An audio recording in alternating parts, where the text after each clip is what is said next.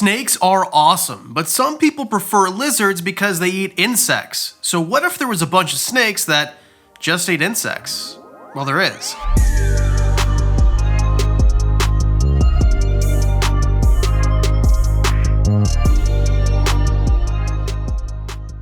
I personally think it's easier to feed rodents than it is to feed insects, but if feeding insects is your jam, these 5 snakes are probably better for you. The problem with snakes that feed on insects is most of them aren't great pets, but some of them are, so let's start off with the most difficult to keep as a pet and go on to the easiest to keep as a pet. So let's start off with number 5, Flowerpot snakes, or Bramney blind snake, which is just a type of blind snake, which you can find all over the place. Now, the natural range of these snakes is India and Africa, and they're everywhere. They are everywhere. We're talking about Florida, Australia. These guys kind of came in flower pots or plant pots, and that's how they were dispersed. So you have something growing in India, it gets shipped to the US, comes in via Florida a lot of the time, and then now all of a sudden you've got a population of these snakes. And just an aside from this whole video, I used to work at a place where we got plants from Florida all the time, whether they came from Florida, they were grown there, or they just came from another place, Florida, and then to us. And we would find reptile eggs, we would find snakes, we would find lizards, we would find all sorts of stuff in these plants. So this actually makes a lot of sense and is way more common than you would think. Now, these are our fossorial species, as fossorial gets. Basically, that just means they burrow. So you're gonna find them kind of in the same locations and places and atmosphere, or habitat, I guess is a better word, as an earthworm, which is what they look like, which is kind of crazy. They've got these super tiny sunken in eyes. They eat things like caterpillar feces. I get excited when I see a turd. Like, we're talking about, they're so small they can't even eat like a full-size cricket most of the time. They're gonna eat things like soft-bodied insects or little tiny pieces of night crawlers, things like that. Just super tiny things because they're super tiny. And by super tiny, I mean 6 inches is a massive, massive blind snake of this type anyway, a flowerpot snake, because there's tons of different blind snakes. But this one, 2 to 4 inches, is basically where you're gonna so they're not a great animal for handling, because part of what I like about snakes is they can hold on to me. I oftentimes have Pikachu and he'll just kind of hang on me, and it's easy to film. It's like you can watch a movie. These guys, I mean, you take your eye off them for 2 seconds, they're gone. You'll never see them again, and they can't even wrap around your whole finger. So it just seems like not fun for handling. They're not super delicate. You can keep them alive, but I always kind of give Kenyan sandboas a bad rap as a pet sandbox. These guys would be even worse. They're smaller, they're less likely to come out, and feeding them is kind of like a non-event. Can you keep them as pets? Yes. Would I recommend it? I don't know. Personally, I'll never keep one. Number 4, and one we talked about a few weeks ago, Decays brown snake. Now, these guys have become much more popular than they used to be, probably a large part in thanks to Snake Discovery, which is one of the best channels that there is. So I'm glad that if anything's becoming popular, it's because of that channel. But still, they don't make the greatest pet snakes. That's the thing, right? Is that these are kind of for a more advanced keeper, someone who really likes them for them, rather than just looking for a nice pet to hang out with and handle and things like that. I think a cool thing about all 5 of these snakes we're gonna talk about is they're all very apprehensive to bite, but I think Decays brown snakes are pretty flighty, and I mean, if they did bite you, you probably wouldn't even like notice it unless you saw it because they're so tiny, but they do have a little bit of an attitude from some people that I talked to. And the nice thing is, because we're talking about them again, since the last video, I had a lot of people who kept them as pets come and say, hey, you were right about this, wrong about this, or you should have added this. And one of the things that I got over and over is they can be a lot more feisty than you'd expect. Now, Decays brown snakes are from North America. You find them everywhere. I actually saw one a few hours ago on my walk. I walked past like this wooded area and I looked down, and I think it was a Decays brown snake. It was pretty fast, going right underneath a log. Very tiny brown snake. We find them all over the place. snakes. You flip over a rock, you find them, and they're only going to get to about 1.5 feet. 20 inches is kind of where they max out, and they're slender, they're delicate. If you give them a chance, they will eat vertebrates, but mostly, especially in captivity, you can get them a really great diet of things like black soldier fly larvae, which you can get a 10% discount code at my friends at Grubterra, shipped right to your door if you like, down below. I like to use these guys for everything that eats insects, basically. Soft-bodied, they can eat things like crickets, they can eat things like night crawlers, there's all sorts of things, but they will graduate up to vertebrate in nature if you let them, but they can actually live a pretty great life just eating insects in captivity. Now, these guys aren't super difficult to keep in captivity, but again, they are not captive bred a lot of the time. So you'll find them mostly wild caught, which is kind of like something you want to stay away from, usually with pet snakes. Okay, let's get into some ones that are actually not that bad, pretty decent pets. Number 3, ribbon snakes. Now, ribbon snakes are basically a kind of garter snake. They're like in the same family. So I'm gonna put them different than garter snakes because there's so many different ones. Ribbon snakes are pretty small. You find them in northern areas of North America pretty readily, although you'll find them all over the place usually.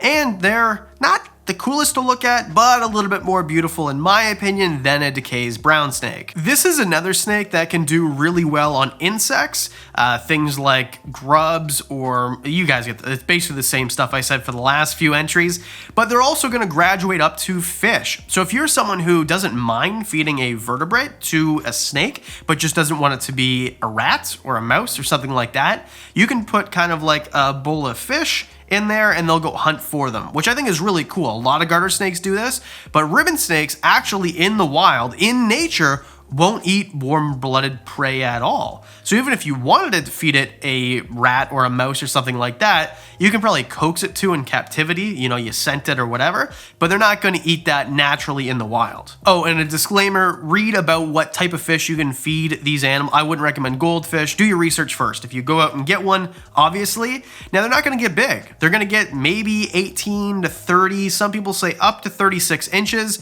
which would be a giant ribbon snake. Most of the time, they're going to top out around 2.5-ish feet, something like that, maybe a little bit bigger. And they're thin-bodied, and they're live bearers, which is really cool, I think. These guys are live bearers just like a garter snake, which just means the babies pop out, they don't lay eggs and have to incubate them. This is another one that I find all the time. I live in southern Ontario, Canada. It gets really cold here during the winter, or at least too cold for these guys. So I think it's cool that I can just kind of go out and see them. I see them all the time. They're very abundant here.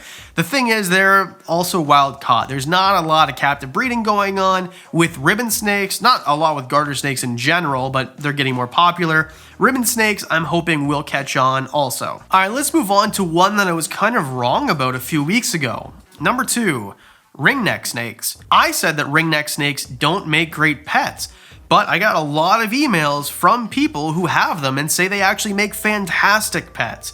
Now, they are very, very small. They're very tiny. Again, they're found in North America. Flip over a rock or a log and you'll find them. And at just over a foot long, maybe I was projecting an opinion rather than fact, but I said that they're pretty delicate and they don't do well in captivity.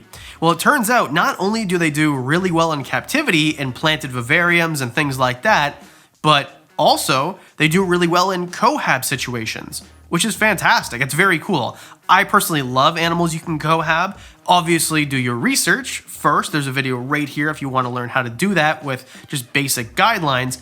I personally think that these guys look amazing. I didn't realize that they were so curious and they kind of moved around. I thought from my preliminary research that they just sat there, hide under logs, you'll never see them. But it turns out everyone that kind of emailed me to correct me said no, they're pretty active, even during the day sometimes. These are another one that really loves soft-bodied insects, so things like grubs, right? Things like that. You can also feed them like night crawlers, silkworms, and stuff like that. Like, just make sure you do your research, obviously, before you get them, and they will graduate up, and they can eat things like really tiny lizards or amphibians. And this is something that you could add in as well, but the bulk of their diet, especially when they're younger, is insects. Now, I think that if you're looking for one of these snakes and you don't want the next one, which I think is the coolest, this is probably the best one on the list so far, which is how it works. If you go from like worst to best. Another thing I was wrong about, I said there was almost no captive breeding. It turns out that at least 2 people who watch my channel breed them, and not a ton of people watch this channel, so there must be much more out there. So I think that maybe you're gonna be able to find these in captivity a lot more readily than I previously thought, and definitely more than before. I think they're gonna catch on, especially for people who might be just on the edge. I'm a little bit afraid of snakes, but I wanna try one out. These are not intimidating. They're very unlikely to bite you. They're a little bit fast, but it's a foot-long snake. You can catch it. Just before we go to number 1, if you want to win a free shirt at 100,000 subscribers, we're giving away 10 of them, no matter where you are in the world. All you have to do to enter is be subscribed, like the Instagram page, leave this emoji here so I know you watched the video, and give us a like on the video.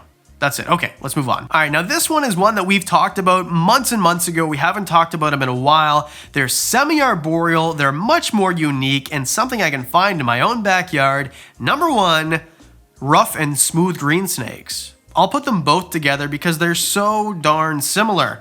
Now, one is usually a little bit bigger than the other. From what I've read, rough green snakes get a little bit bigger, and the difference is one has a keeled scale and the other one doesn't. But otherwise, pretty much very similar care. The big difference between these guys and all the other ones is you're seeing much more captive breeding happening, and they're semi-arboreal. I personally love arboreal or semi-arboreal animals that don't have bad attitudes. And these guys, not just because they're so small, but just because their temperament, they're unlikely to bite you. Very unlikely. These guys would rather get away from you, and for handling, they actually do not that bad. Now these guys actually love crickets, where most of the other snakes are gonna go for more soft body insects. These guys have no problem eating crickets at all. You can also feed them, black soldier fly larvae and things like that, but these guys, I think they're a little bit bigger than some of the other ones, more robust, and they're more beautiful. Now, maybe not as crazy as a ringneck snake looks, but they're bright green, and they kind of blend in up in the trees or whatever you're gonna give them, right? Something like this in the background of their enclosure. Either way, I think that the semi-arborealness and the fact that you can get them captive bred a lot more easily makes them the best pet on the list. Also, their diet's a little bit more diverse. You can feed them things like canned snails, like I would feed to my blue-tongued skinks, for example. You can buy them in like little tins. You can feed them grasshoppers. I didn't realize that in many parts of the US, the UK, and different parts of the world, captive bred grasshoppers are actually pretty easy to find. Not here, but they will eat grasshoppers very readily as well. Of all the tiny snakes that I've seen do well in captivity, these ones might be the coolest, just because of all the different factors: their diet, semi-arborealness, ease of care, and they're found in North America, just like basically everything on the list except for the flowerpot snake, which actually is now found because it's invasive in Florida and other parts of the US.